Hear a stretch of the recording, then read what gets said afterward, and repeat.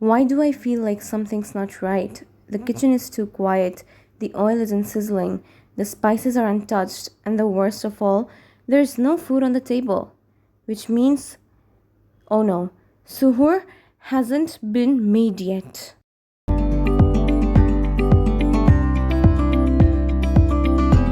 Hello everyone, Assalamu alaikum and welcome to my new series Ramadan with Diba episode 2. Today we're making fish fry for suhoor, so without any further ado, let's start. Here we go again, 3 a.m., still half asleep and with the world around us still holding on to that last bit of peace before the day begins. It's that sacred time of suhoor where you're supposed to be preparing for the fast, but really, we're all just surviving on caffeine, or in my case, desperation to get through the night. You know how it is. You think you have time. The clock is ticking slowly and you feel like there is no rush. But then, suddenly it's like a race against the world, with only a few minutes left before Fajr. You can't get too comfortable. You can't just have a simple snack. Nope.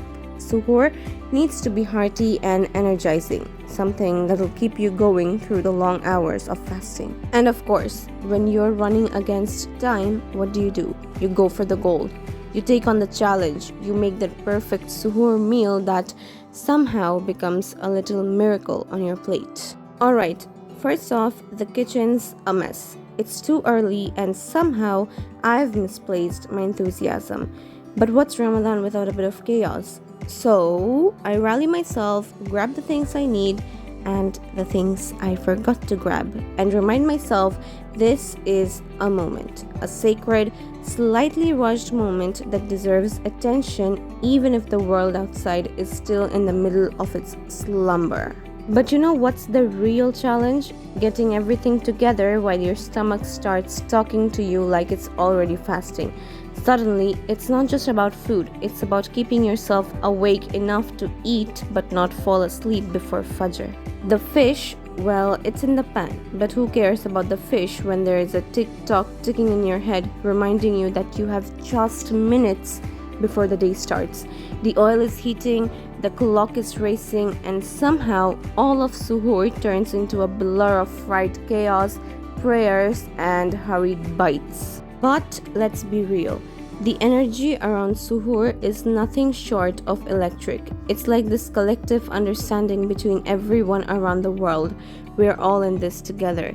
In your kitchen, maybe you're making fish fry or maybe you're making something simple, but the feeling is the same. You're preparing yourself for a day of devotion and discipline. You know, there's something magical about suhoor. Even when everything seems to be going haywire, you still find that brief moment of peace before the fast begins. The quiet sips of water that you hope will carry you through. The final bite of your meal before the long hours of fasting. And the sense of fulfillment that comes with knowing that you're making it through. It's a small victory in itself. And then there's that split-second pause. The moment when the rush slows down, the kitchen quiets just a little, and you let yourself take a breath.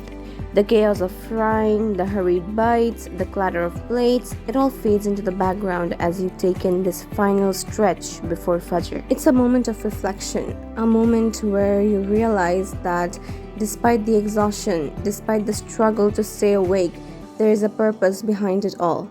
This isn't just about filling your stomach before a long fast. It's about something much deeper.